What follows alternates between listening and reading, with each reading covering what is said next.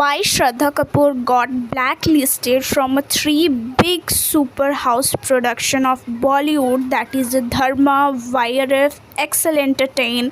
Well, अगर इन सब का रीज़न डिटेल में बताया जाए तो Shraddha Kapoor is one of the main leading actress जो कि यूथ पे रूल करती है, but still she never got that opportunity which star kids usually get. Well, अगर इनकी इंस्टा फॉलोअर्स की बात करें तो she has a 94.2 million followers on Instagram and she is a daughter of a Shakti Kapoor, जिनके विलन के रोल तो आपने कहीं ना कहीं देखा ही होगा। वेल, वो नीज़ है यानी की मासी है पद्मिनी कोलकर की, जो कि अपने टाइम में बॉलीवुड की बिग एक्ट्रेस में नाम आया करता था। वेल, अगर आपको याद नहीं है तो इनकी बहुत सारी फेमस मूवीज़ भी रह चुकी है जो आप अपने फादर से पूछ सकते हो। वेल, श्रद्धा ने अपना जो करियर है स्टार्ट किया था फ्रॉम YRF, जो कि बहुत बड़ी प्रोडक्शन हाउस है अगर आपको पता हो तो।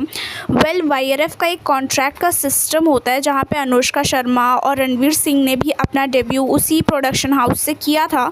तो वहाँ का जो सिस्टम है वो ये है कि आपको 3 मूवी YRF के साथ करनी पड़ती है। वो एक कॉन्ट्रैक्ट बेस्ड होता है जिसमें कि आप ना नहीं कर सकते हो।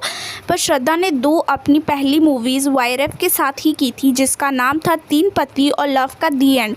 बट अनफॉर्चुनेटली दोनों के दोनों ही बिग फ्लॉप रहे और उससे श्रद्धा को कोई नेम और फेम नहीं मिला। यहाँ तक कि स्टार किड होते हुए भी उनको जो एक बिग बजट इंट्रोडक्शन मिलना चाहिए था फ्रॉम हर डेब्यू, वो कभी हुआ ही नहीं। यहाँ तक कि अगर आप पूछोगे ऑडियंस से तो मोस्ट ऑफ द ऑडियंस उनकी पहली पिक्चर आशिकी 2 को बताएगी। कॉन्ट्रैक्ट के हिसाब से जो उनकी 3rd मूवी का कॉन्ट्रैक्ट था YRF के साथ, वो उन्होंने श्रद्धा ने मना कर दिया क्योंकि आशिकी 2 के स्क्रिप्ट पे उनको वो ट्रस्ट था कि ये मूवी चलेगी और उनको वो नेम और फेम मिलेगा।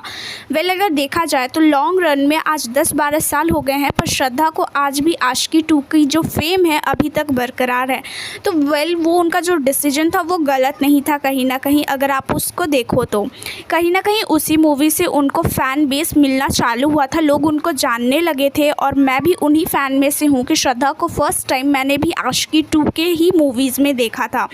वेल, कहीं ना कहीं ये चीज़ उनके करियर के लिए सही भी हुई और गलत भी हुई, क्योंकि ऐसा हुआ कि जब उन्होंने कॉन्ट्रैक्ट को फुलफ़िल नहीं किया तो YRF ने श्रद्धा को बैन कर दिया हमेशा के लिए। With Aditya Chopra now? He is always going to be my mentor. Right. Always. It's all okay now.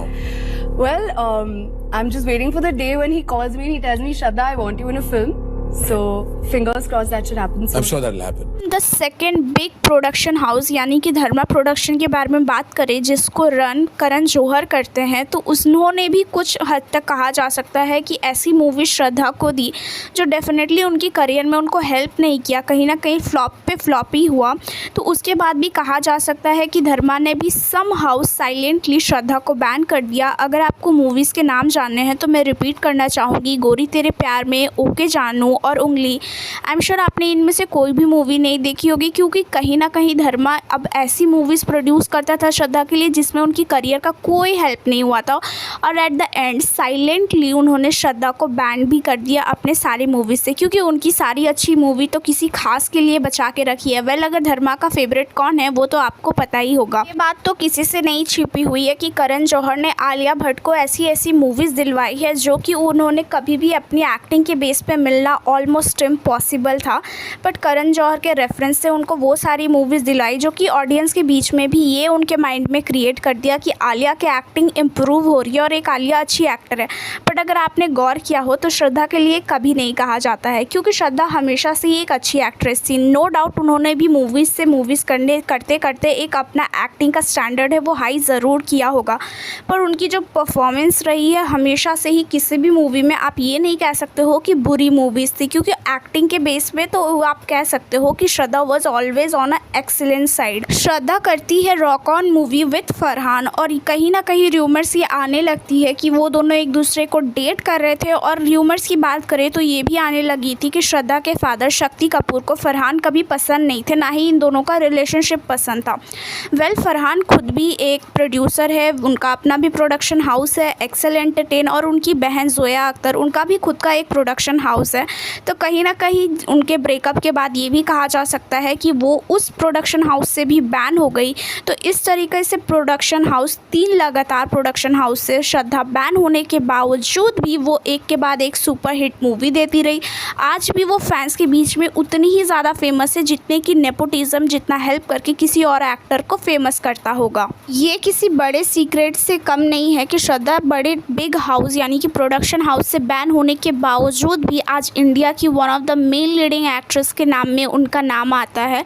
Well अगर ये कहा जाए तो जिस वे से श्रद्धा इंटरैक्ट करती है अपने ऑडियंस के साथ विद पेपराजी जो भी होता है उनका इतना ज़्यादा रिलेटेबल लगता है। रिलेटेबल वो नहीं जो कि PR के थ्रू किया जाता है, ये ऑनेस्ट रिलेटेबल लगता है। आई एम नॉट सेइंग कि श्रद्धा का PR टीम नहीं होगा, ऑफकोर्स होगा, बट ऑफकोर्स जिस तरीके से वो 1 by 1 इंटरेक्शन करती है थ्रू हर इंस्टाग्राम और जिस तरीके के वो पोस्ट डालती है, बिल्कुल familiar post, no makeup post और the love for her food और सिंप्लिसिटी जो उनकी आती है वो आप एक अलग ही लेवल पे होता है, जो कि ऑफकोर्स शी कांट क्लेम कि ये चीज़ें दूसरे लोग कॉपी नहीं कर सकते। ट्राई तो बहुत सारे स्टार्स करते हैं, चाहते हैं कि स्टार को प्यार मिले ऑडियंस से उसी तरीके का जिस तरह के श्रद्धा को मिलता है, बट अनफॉर्चुनेटली श्रद्धा ने वो सीक्रेट हासिल कर लिया जो कि दूसरे स्टार्स के लिए काफ़ी ज़्यादा मुश्किल होने वाला है। श्रद्धा के जो क्यूट पिक्चर्स होते हैं I am sharing with you guys, आप देख लो कितना ज़्यादा रिलेटेबल लगता है। बिल्कुल नहीं लग रहा कि कोई बिग स्टार अपना पिक्चर्स इस तरीके का शेयर करती है। और अगर उनकी किसी मैं हिट मूवीज़ के नाम की लिस्ट बताऊं तो आप सुन के शॉक हो जाओगे कि वो किसी भी बिग नेपो किड से कम नहीं है, जिसमें कि ये गलियां, आशिकी 2, छिछोरे में आप उनकी एक्टिंग देखना, हसीना, वेल हसीना क्योंकि फ्लॉप हुई थी स्टिल उनकी जो एक्टिंग थी ऑन अ टॉप नॉच थी गाइस। इसके अलावा भी उन्होंने तू झूठी, मैं मकार, स्त्री 1, स्त्री 2, वे स्त्री की फ़ैन फॉलोइंग तो एक अलग ही लेवल पे, स्त्री 3 की वेटिंग तो अभी से ही ऑडियंस कर रही है। तो इतना कहना तो बिल्कुल भी कम नहीं होगा, ना गलत होगा कि उनकी एक्टिंग की फ़ैन तो ऑडियंस है ही, साथों साथ उनकी जो पर्सनालिटी है लोग उसके भी फ़ैन हैं। वेल अगर कहा जाए तो स्त्री 2 के दौरान थोड़ा सा ये क्लैश भी हो गया था जो उनके को स्टार्स थे।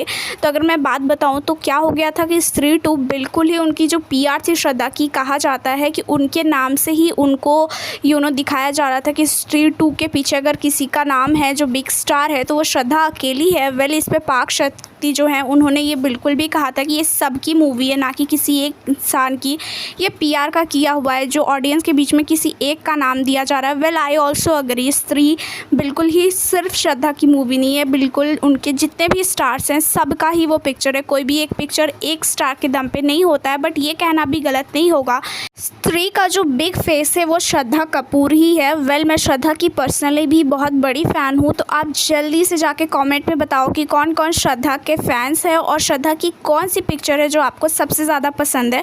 वेल अगर मैं अपनी बताऊँ तो आशिकी 2 एंड स्त्री 2, ऑफकोर्स स्त्री 1 भी जो कि मोस्ट फेवरेट मेरी मूवीज़ रही है। तो कमेंट में बताओ और सब्सक्राइब करना मत